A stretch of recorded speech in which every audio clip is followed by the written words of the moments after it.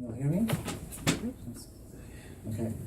I have 4 poems to read tonight. The first one, I was diagnosed with multiple sclerosis in 2013, and this took place shortly thereafter, by the conversation I had. It's called The Broken Man. It gave me a gift. I was expecting a ring, something to symbolize the bond that was between us. What I got instead was a pack of tarot cards. They had names I had never seen before.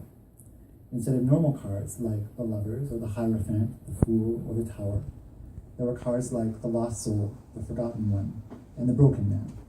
That's you, he said. He pointed to the broken man. That's you as you are now. The card depicted a man made of glass. His feet and legs were shatters of glass, littering the ground like diamonds turned to dust. His face was a mask of pain. Whether internal or external, I did not know. I didn't feel broken inside, though I was approaching an eventuality. I didn't want to be the broken man. I felt like the gingerbread man, my breakable legs one step away from being cookie crumbs. I took the cards up to a cliff. It overlooked the whole world, and I could see the land stretching out in front of me. I could feel the world behind me. I stood on a precipice, my life before and my life after. I only had to choose. I raised my hand, holding the cards to the wind, and let it take the cards from my hand. As they swirled away, flying out of my hand, I saw the broken man. Instead of pain on his face, he was smiling. As the cards flew up from my grasp, I knew I had made the right decision. I was the broken man no longer.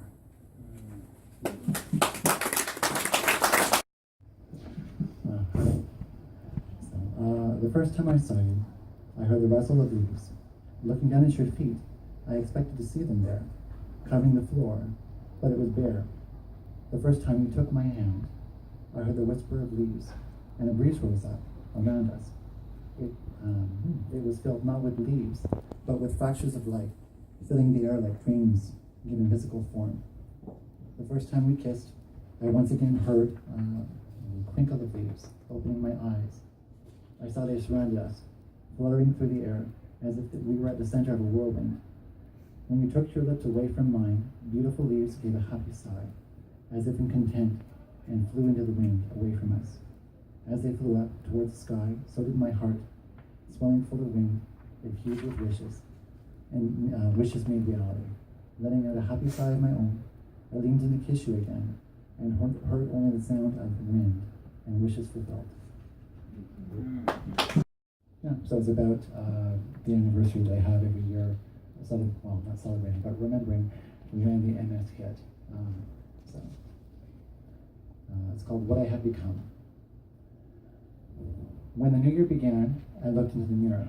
I saw a reflection of myself from long ago. I was lying on a bed,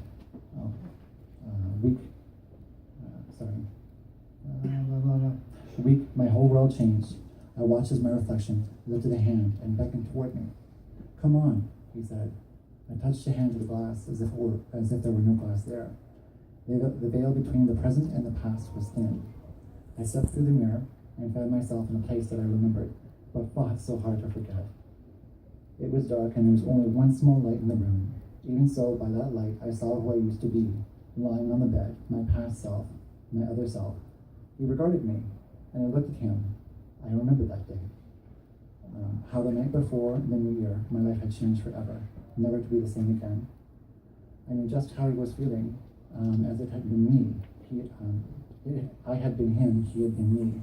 He was weak and disoriented, unable to walk very well at all. His whole world seeming to move around him. He was unable to keep still. He regarded me with tired eyes, the fear in him so total. He knew that something was wrong. You forgot about me, he said. You forgot about our anniversary. It was true. I had forgotten. Every year since that day, I always wondered if this would be the year that it happened, the year where I lost control of my body once more. For a while, I lived in fear of December 31st, of who I'd been on that day and what I had become. I'm sorry, I said. I did forget you. Why? He asked. Because I left you behind. Because I'm so much stronger now, so much happier.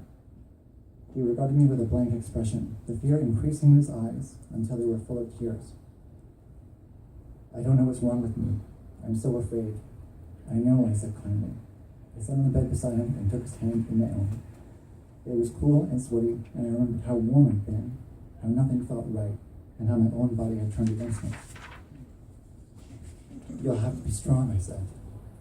There's a lot more pain coming, but you'll have to be stronger than you've ever been before. Can you do that for me? I don't know how.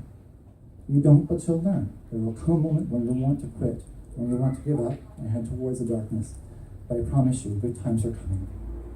He looked at me with such an open expression, one of yearning for something better. I remembered wearing that look, wishing and hoping so fiercely that it was painful. Okay, he said. Okay. I heard my partner calling me from the other side of the mirror, his deep voice making the liquid glass move in ripples. I took one last look at who I used to be and patted his hand, leaned forward to kiss him on the forehead. I stepped through the glass. I left behind what I had been and into what I had become. In front of my building, they dotted the pavement, their lights shining like flowers caught in the snow.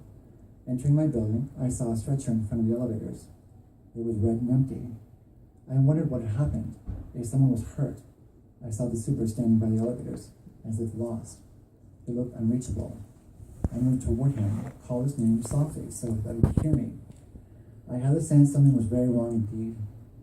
He looked up at me, hearing my approach. What's wrong? What happened? My voice seemed loud, echoing off the lobby walls, the lobby itself seeming somehow bigger than it was. When he raised his eyes to mine, they were red and swollen, tears having dried upon his face, marking his skin like ink. You know the man downstairs? He asked me. His voice was cracked and dry, as if he'd forgotten how to speak. I shook my head, unsure of who he meant. He wasn't well, very paranoid. He changed the lock so no one can get in. I was silent, not sure what to say, not sure that there was anything that could be said. The super let out a sound that was part breath of release and part sob. He took a deep breath, and I imagined him swallowing that sob, as if taking it back into him. I had never seen a dead body. People were complaining about the smell. I found my voice, a small, quiet part of it that slipped past my lips. Didn't anyone know him? Any family? Someone must have known him. The super shook his head, more tears sliding down his face, in the tracks left behind by the ones that had dried. He didn't have anyone. He was alone. The sob broke free, and then he turned away for a moment. When he turned back, he was more composed, holding it together. You always hear about this in the movies, you know? This doesn't feel like a movie. I nodded, my voice having gone again. I nodded to get away. I needed to get away, to feel the cool air upon my face. As I walked outside the building, I watched the blue and red lights make patterns in the snow. I breathed in the air, relishing its bite, grateful that I was alive, to feel it on my skin. When I went back into the building, they were bringing the stretcher out of the elevator. This time it wasn't empty. This time the man lay upon it, encased in a cocoon. It reminded me of a red chrysalis. I stood to the side as the other men took the man outside and away from me. I watched him go and wondered why there was no one there that would find out about him, no one who would miss him, mourn his passing, no one who would remember him for the man he used to be. I gave the super a final nod when she returned before going back to my apartment. Once inside, I gathered some sage that I had purchased. I said a short prayer for him and hoped that he could hear me. I just want you to know that even though we never met, I'll remember you. I took a breath and then lit the sage, watching the flakes turn into fragrant smoke. As I watched the smoke from the sage float toward the ceiling, I pictured his spirit, free from the crystals of his body. I pictured his spirit.